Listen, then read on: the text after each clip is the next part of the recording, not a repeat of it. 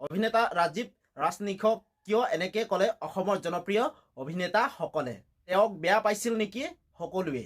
তেওঁক বেয়া পাইছিল নেকি ৰাজীৱ ৰাজনিশক অসমৰ অভিনেতাসকলে?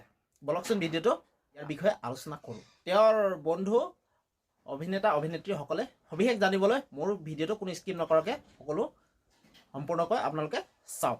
আৰু সেই নিশা কেনেকৈ এই দুৰ্ঘটনাটো সংঘটিত হ'বলৈ পালে, এগৰাকী অভিনেত্ৰীৰ মুখৰ আচল কথাটো আপোনালোকে জানিবলৈ পাৰিব। আপুনি সম্পূৰ্ণকৈ এই ভিডিঅ'টো চাব আৰু আপোনালোকে পাৰে যদি আপোনালোকে শ্বেয়াৰ কৰি দিব।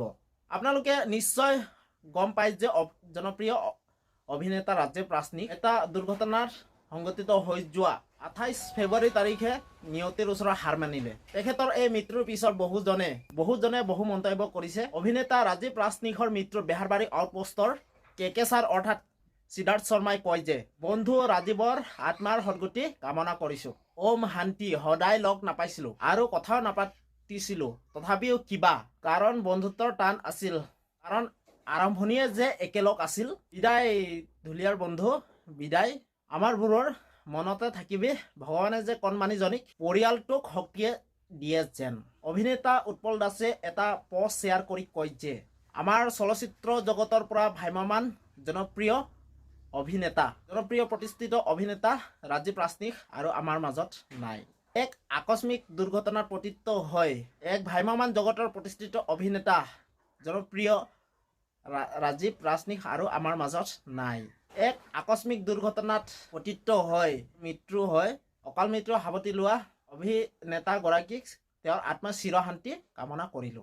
বেহাৰবাৰী আউটপোষ্টৰ মোহন অৰ্থাৎ দীপজ্যোতি কেওট এটি শ্বেয়াৰ পোষ্ট কৰি কয় যে, বিদায় ৰাজীৱ দাস, আগদিনাখনত কথা পাতিছিলো আৰু পাছদিনা বিদায় দিব লাগিব যে এইটো কথা ভবাই নাছিলো, সপোনতো ভবা নাছিলো।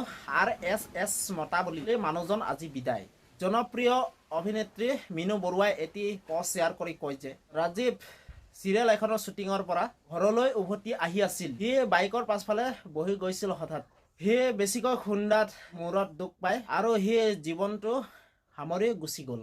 আৰু আপোনালোকক জনাওঁ যে অভিনেতা ৰাজীৱ ৰাজনিশ তেওঁক সকলোৱে ভাল পাইছিল। আজিও তেওঁ সকলোৰে আমাৰ মাজত হৃদয়ে আছে। ৰাজীৱ দা। তো মোৰ ভিডিঅ'টো ইমানতে আছিলে। তো ঠিক আছে, এতিয়া নতুনকৈ ভিডিঅ'টো আপোনালোকক লগ পাম। তো ঠিক আছে, এতিয়ালৈ বাই বাই।